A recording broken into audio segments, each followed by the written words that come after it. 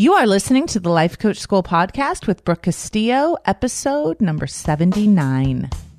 Welcome to the Life Coach School podcast, where it's all about real clients, real problems, and real coaching. And now, your host, Master Coach Instructor, Brooke Castillo. Hey everyone, how are you guys? I'm so excited to have one of my students, one of my colleagues, one of my friends, Molly Freestone, on the podcast today. She works with mamas, and we are going to talk about moms and what we struggle with as moms and some of the concepts that she helps moms work through. There is some good stuff in this conversation, and I love Molly. I think she's a fantastic person and coach, and I highly recommend any of you considering coaching, hook up with her. So please enjoy. Hey, Molly, are you there? Yes, I'm here. How are you? It's so funny how when you get on a podcast like you act like you haven't just been talking for 5 minutes.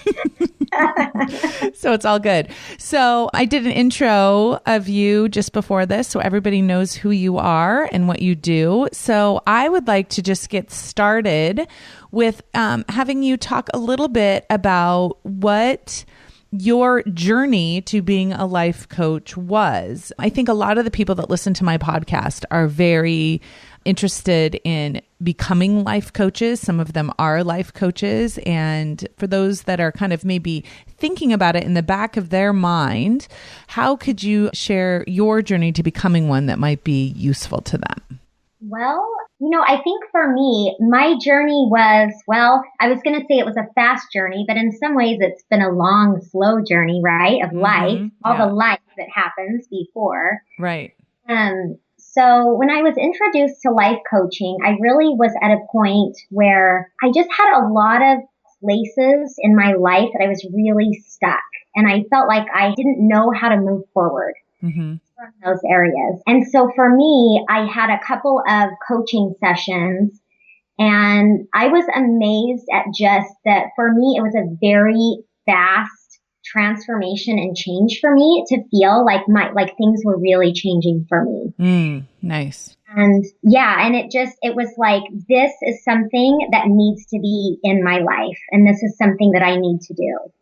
And I'm getting emotional just talking about it here, because it did make such a huge impact in me that I knew it needed to be in my life. And it wasn't long after that you had offered a course that was kind of something you'd added on, and it wasn't the right time. It was like, oh, this isn't, good timing. It's going to be down the road. But sure enough, I decided that sometime down the road seemed to be right now. And I just dove in, and it's just been amazing to continue to see life coaching, how it changes me and how I'm able to really share my experience with other people who I work with. So yeah, I think that's such a common experience for so many of us, is that we get a taste of how effective it is and impactful it is and powerful it is. And then all of a sudden we're like, wait a minute. The world needs more of this. And this is so important that I want to be a part of this movement and part of this. Now, there's a lot of people who listen to my podcast that aren't interested in becoming a life coach. They're just interested in the experience of being coached. And I think there's also quite a few people that listen to the podcast that are interested in being coached, but kind of nervous about signing up for coaching and worried about what it will be like and if they will be able to do it and that sort of thing. So what would you say to someone like that who's kind of hesitating even doing a session with a coach?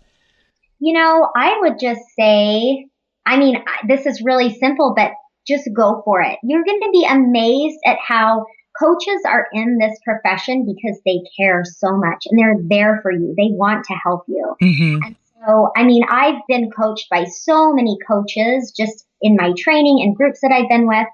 And I have never had a situation where I feel like I've opened up and I've ever regretted it. Yeah, me too. So, and so, if you're really ready to feel better, to make changes, to do that, then I think it's just just go for it. I love it. I totally agree with that. I think once you've had one session, now I think it's important.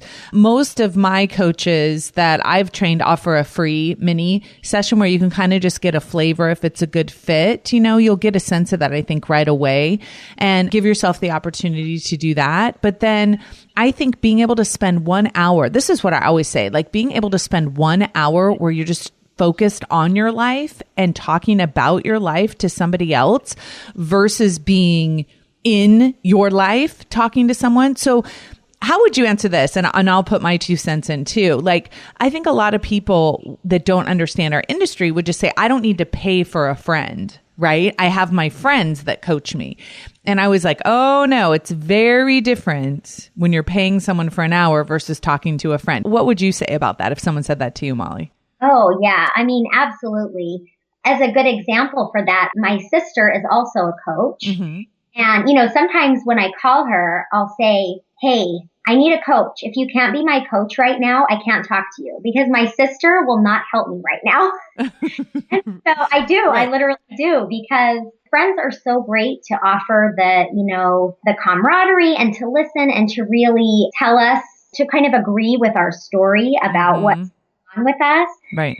Whereas in a coach position, you're so neutral and you bring to light a whole new perspective and help people discover what they just can't see. They can't see the forest through the trees.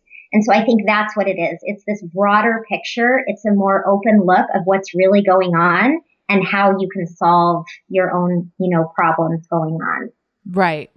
Absolutely. So one of the tools that we teach at the Life Coach School is called holding the space. So when we're coaching someone, we are holding the space without judgment at all. Like, we don't have an opinion about what our client should or should be doing. With our friends, we always have an opinion. We always know exactly what they should do. We're always judging everyone who's mean in their lives, right? We're always commiserating.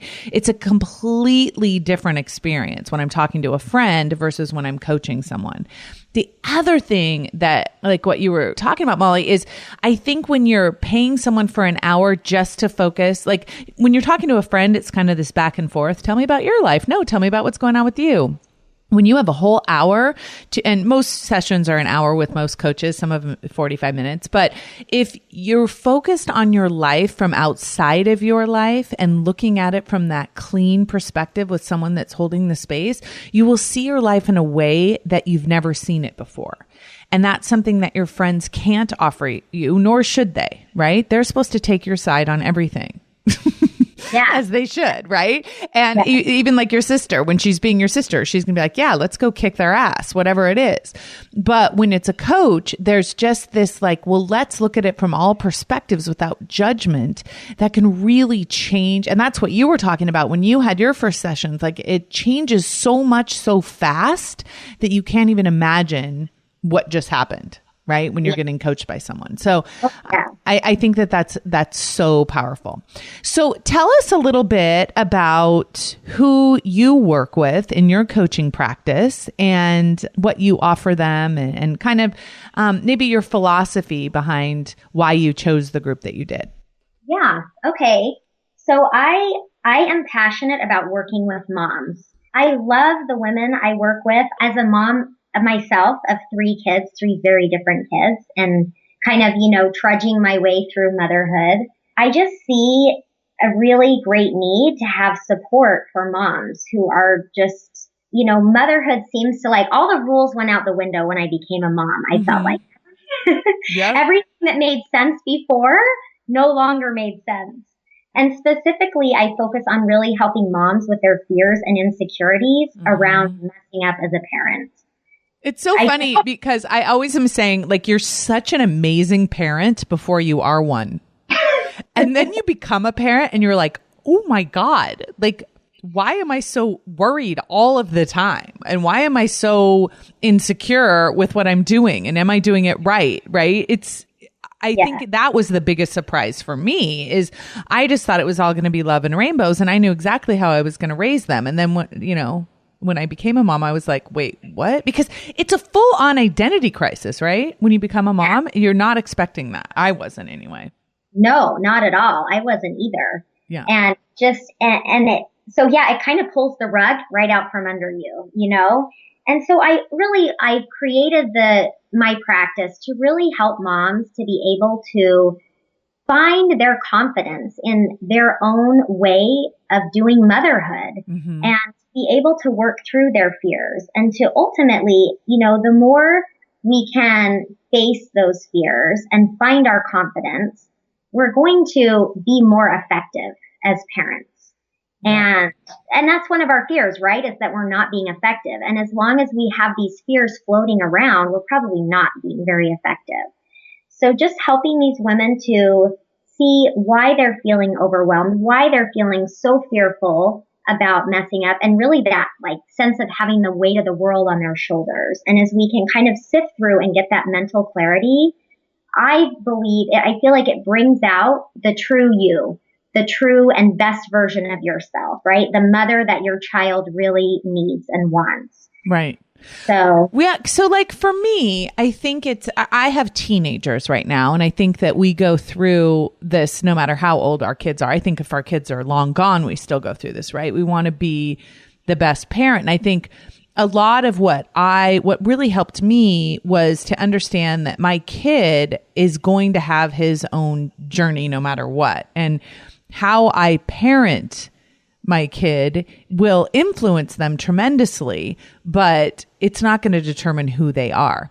And I think when I really learned this, and I know that you do this a lot in your work with moms, but I think it's really important for people that are listening to kind of really understand this process is if you've grown up believing that your parents are responsible for who you are, and you blame them or give them credit for who you are, then as you raise your own children, you will take on that undue responsibility and it will make you a controlling and creepy parent.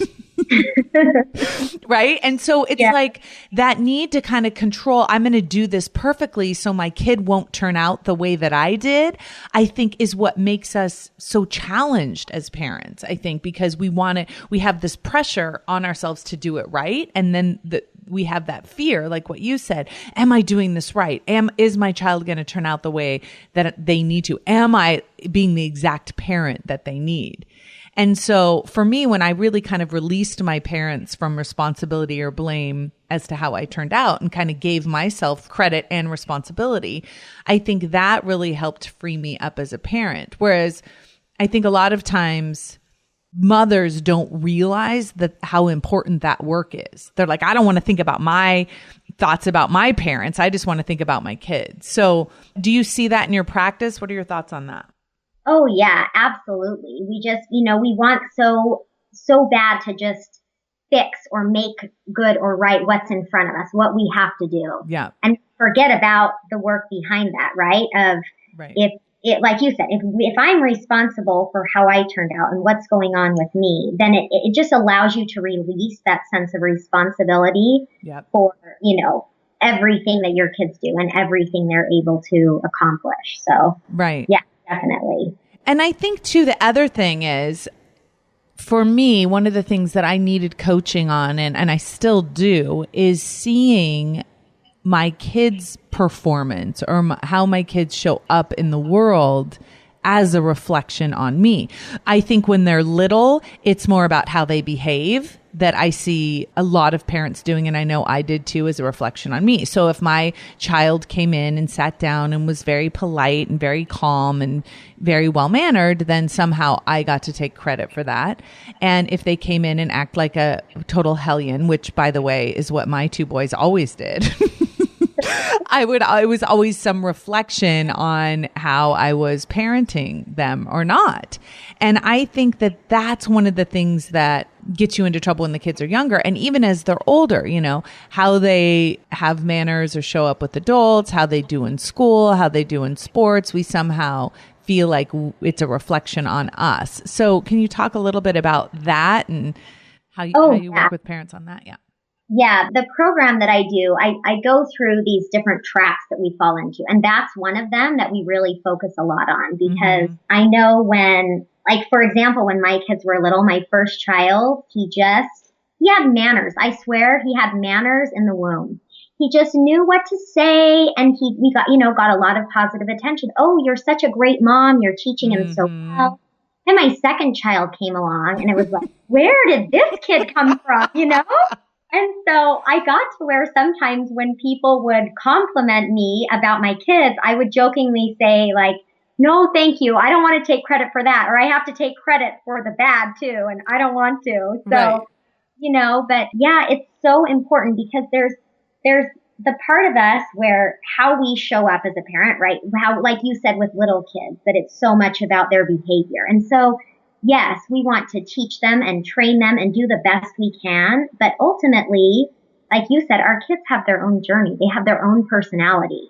And so we can take responsibility about how we show up as a parent and what we give. But then they're the ones that have to take responsibility and credit for the success and failures that they create. Yeah, absolutely. Because, and that's like with success, we think it's funny because it's almost like we want to give our kids success, but you can't give success. Success has to be created. And so I think, as we work through some of these thoughts and get some clarity on situations that, my clients are facing, that it just, it does free up that burden. Like, of course we can't control how they're going to show up or what they're going to take from us. And, we just get to be in charge of us and what we bring. And I think that that's so hard for moms to wrap their mind around, because I think so many of us feel like all of our time and energy should be going towards the children, and we don't necessarily think about ourselves. And I remember when I was a young mom and I listened to an Abraham audio. And one of the things that they said is the best gift, this is still one of my favorite quotes of all time, the best gift you have to give your children is your own happiness. And for me, that was so profound because my mother had been so depressed my whole life. And what she had tried to do was give me all the best opportunities and the best, gifts and the best things to do. And when I think back on it, I'm like, what I really would have loved is not any of those things, not, the money or the education opportunities or the experiences, but really I just wanted my mom to be happy. That's what I spent a lot of my childhood trying to do, was make her happy and proud. And I think if more moms understood that like our children just really want us to be happy separate from them, right? So talk about this, Molly. So I think a lot of times, so for me as a child, I was always like looking at my mom to be happy because of what I was doing. And I think when we raise our kids with that, my kids are my whole life, right? And when they're happy, I'm happy. And I think people think that's a very altruistic thing to do. But as a child, that's so much pressure on me as a child to make sure I'm happy so you can be happy. So will you speak to that a little bit? Like, what do you think about, I know that your moms must struggle with the same thing, like focusing on themselves seems like a luxury, right? Versus focusing on the kids. Yeah, absolutely. I mean, when we talk about priorities, for my clients to put themselves on their top 5 list of priorities is so hard for them. A lot of times it doesn't even occur to them to put themselves on there. But it's that crazy when we challenge their beliefs about that, right? And we take a look at what it would look like if their happiness and their well-being was actually a priority. Yep. It's kind of like, we all know this. I'm sure a lot of people have heard this analogy or thought about it. Like when you travel and they have the oxygen masks and they're, the flight attendant is doing the little spiel about that. And they always say, right, if you're traveling with small children, put your mask on first and then help the child. And then they go around to everyone and personally make sure that they know that, because our natural instinct is to, help the child first, help the child be happy first, do that first. But until we can secure our own oxygen mask, until we can take responsibility for our own emotional well-being, we're just not in a place to really be the mom we want to be, right? We can't be the best version of ourselves unless we're taking care of ourselves. Right. And I think for me, it's so counterintuitive, right? To think that like when you grow up, oh my God, my mom was always so happy. She was always delighting in her life. She was always so happy with her body, and she took such good care of herself, and she always had so much energy for us, right? Versus, oh, my mom, she totally let herself go and was always focused on us and was always worried about us. I think we don't think about that as being something that may not be ideal for a child. We think, oh, it's very altruistic of me to always be focused and worried about my kids. And when you think of yourself as a kid, like having a mother that's delighted with her own life and that takes really great care of herself, I think is so much more powerful. But we just don't think that way because we're so in love with the kids, right? We focus on them all of the time. Yeah. So what are some of the ways that you help moms like us get more focused on us when we're so reluctant to do that? Well, one of the things that can be really helpful is just really spending some time taking a look at how things would be if your needs were met. You know, taking a look at, okay, let's figure out what your needs are. Because a lot of times, you know, let's say I'm working with a mom and we go through her priorities and she's frustrated that she can't meet everyone's needs. She doesn't feel like she's a good partner. She's not a good mom. She's overwhelmed, all of these things. And without fail, as we just challenge it, right? We just say, let's just go out on a limb and say that we put you as a first priority. And we really move into that space of what that looks like, what that feels like. Mm-hmm. And as we do that, and as they realize, wow, if I have enough sleep, and if I have joy, and if I have all of these things, then I can really be a good mom. You know, I can get it all done. I can create those relationships and do all of that. So for me, I think for me, myself as well, this is something that I continue to challenge myself on because it does come so naturally, right? To put the kids above us in priority. Right. But as we can really catch the vision of how our life will be different when we can take care of ourselves and create joy for ourselves, it's a no-brainer, right? Because of course we want to be that person for ourselves and for our family. Yeah, I think for me, hearing that quote, the best gift you have to give your children is your own happiness, it resonated with me so deeply because of my experience as a child that I think then the job of focusing on how to be happy for myself and not relying on my kids to provide that to me was such a mind-blowing experience. And I think that the challenge that some moms might have is, well, yeah, if I'm going to take care of myself, I want to go to the Bahamas and I want to get a pedicure and I want to get massages all the time. But come on, really, we don't have the money or time to do that. And I think that's just another excuse, right? I think really owning that your mental health and your physical health are priorities to you and really taking care of that. I mean, I think first of all, then you have so much more to give your kids. And not only that, your kids do what you do. They don't do what you say. And when you aren't taking care of yourself mentally and physically, that's what they learn. And if it's like we want our kids to grow up and be nice, caring, connected, intimate individuals. And yet we don't even acknowledge when our husband walks in the room. And for me, that was a real challenge when we had kids was to and I'm sure you work on this in your work too, is focusing on the kids 100% of the time and then trying to tell my husband how he should focus on the kids to make them happy. And that was huge. And I know that I've had a lot of clients work with this too, is being able to let go of, and it sounds funny to say this, but let go of my husband's relationship with his sons. Oh yeah. I mean, that's huge. That's the other thing that, a lot of the work I do around these fears is it just creates this unnecessary marital stress. Right. Because now we want so bad for our kids to be happy and successful that it's not enough for us to pour everything into it, but we're also worried about what our husband is or is not pouring into it. That's right. So, yeah. Yeah. So releasing that is, it's huge. And sometimes there can be resistance to feel hard to let that go. But when we get to the point where we can let go of that, it's so liberating. It's just a relief, you know? Well, it's a relief, I think, first of all, for me, and I'll just speak to myself personally. It was a relief to not have to control my husband because I'm not good at it.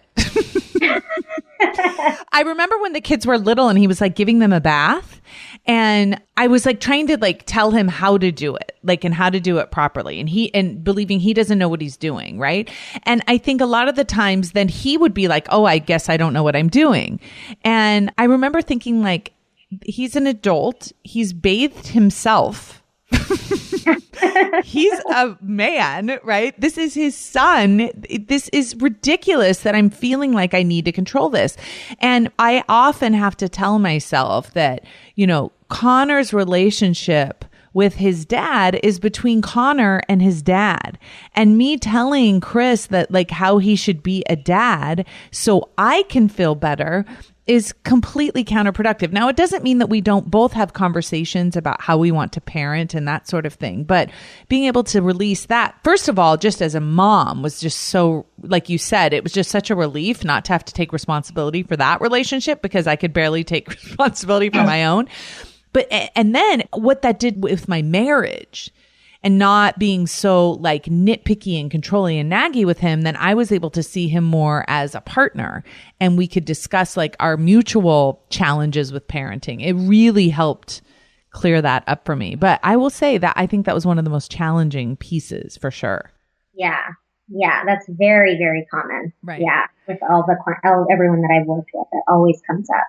So what are some other things that your clients worry about or are stressed about? Anything we haven't talked about yet? Well, I know one thing, because I know you kind of touched on this and we talked about, you know, mom making herself a priority and her happiness. But, you know, another thing is just us really feeling responsible for our kids' happiness, right? And so, and I know people probably that listen to your podcast are familiar with emotional responsibility. And it's like, it's almost like we swap it out, right? Like we're going to make sure that they're happy and then they get to be in charge of if we're happy based on, you know, their behavior. Right. And sometimes we see that we think, oh, I do feel responsible for my kids' happiness. And other times we don't really realize we feel that way until they're unhappy or they're complaining or whatever. And then it's like, why can't you be happy? You know? Well, and I think too, I know for me as a parent, you know, we have this false sense, I think, that our kids should be happy as often as possible. And it's our job to, quote unquote, make them happy. And I remember my kid was in, I think, first grade. And he got his school pictures and we cut all the school pictures up and he had some of those little ones that you can give out to your friends. And so he went to school and he gave one of his pictures to a little girl that sat next to him. And she said, ew, I don't want that picture. And he was devastated. And he came home and told me, and I was devastated.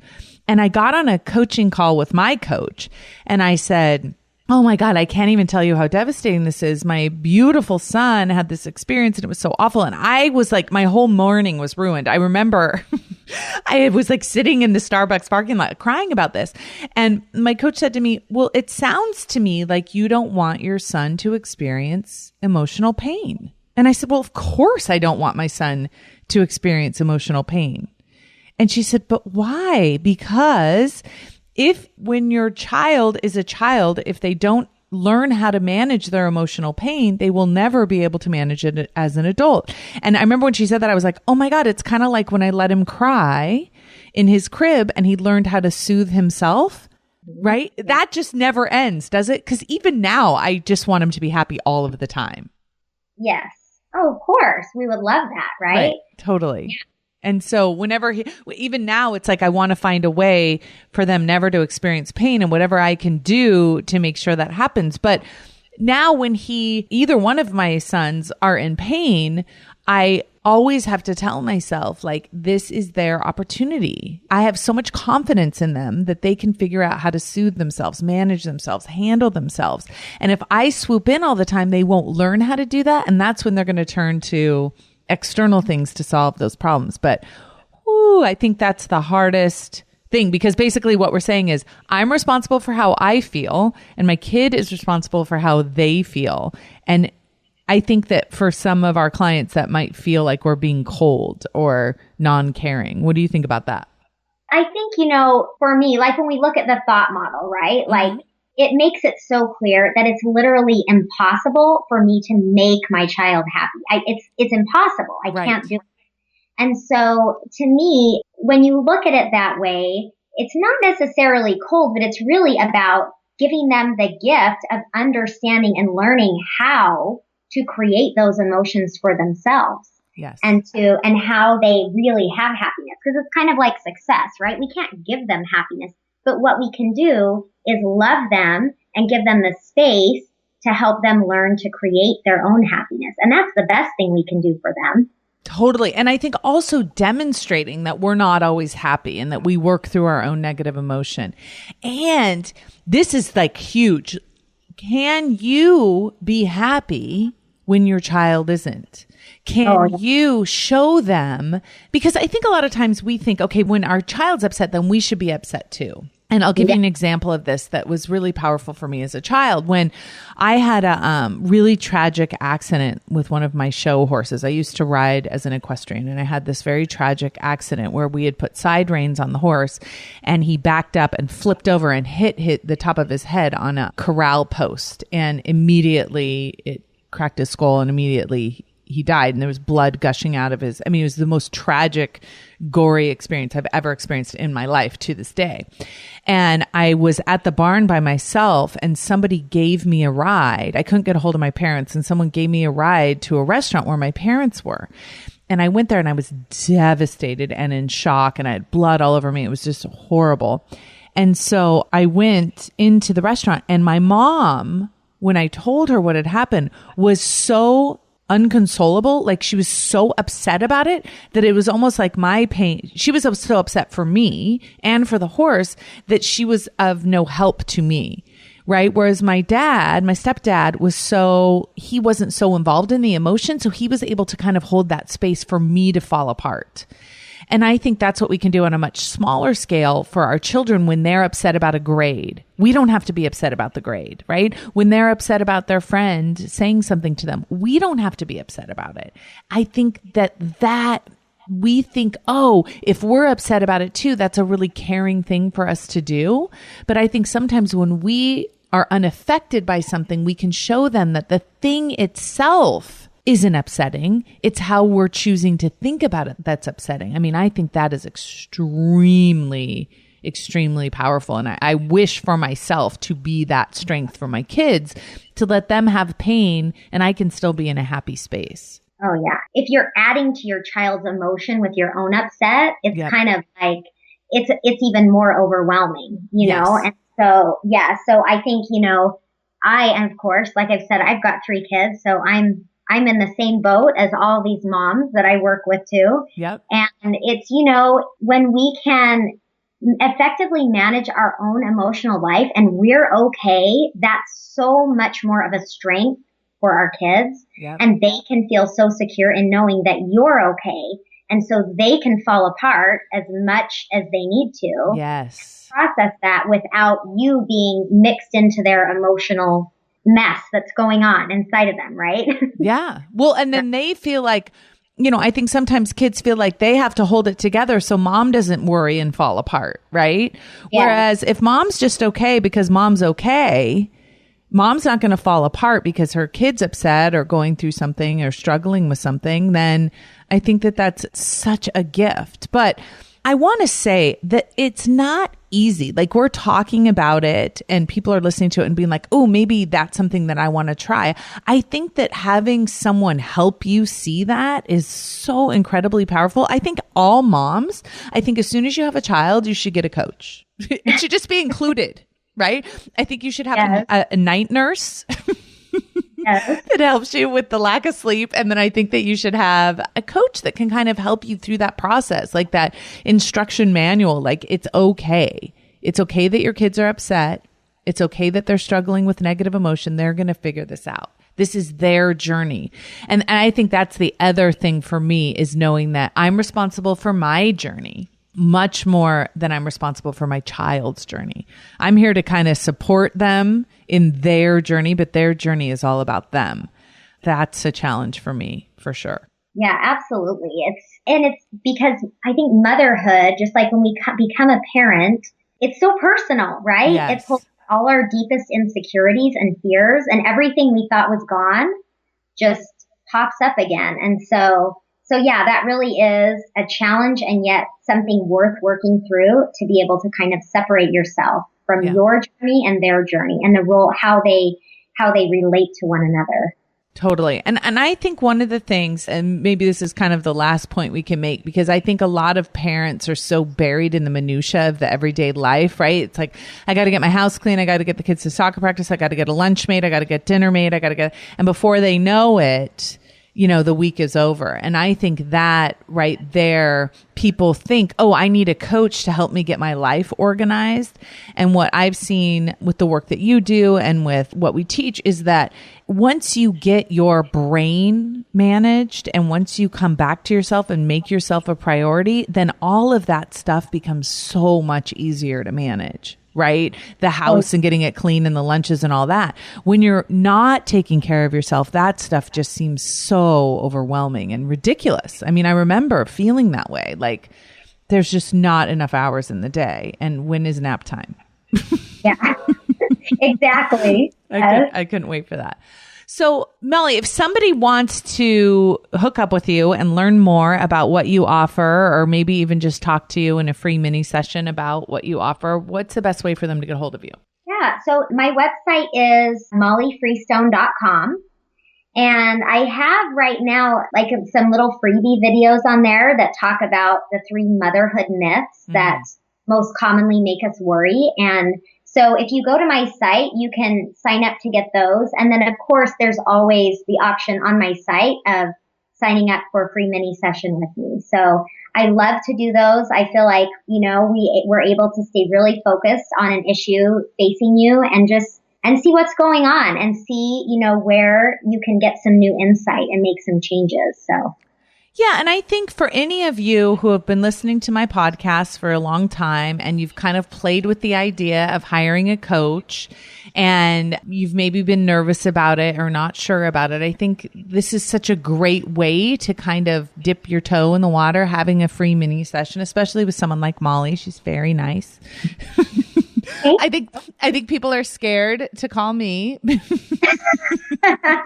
But I just think, especially if you're a mom struggling with any of what we've talked about today, I would really encourage you to do that and kind of just get a taste of what it might be like to have like an hour a week. I know it may feel for some of you like a luxury to pay a coach and to spend an hour, but I tell you, I would say that would be the best investment over your kids' college fund, right? I would say that's the best investment you could ever make in yourself to get that perspective and kind of get back that freedom that is absolutely available to you. You don't have to wait until your kids are, what is it?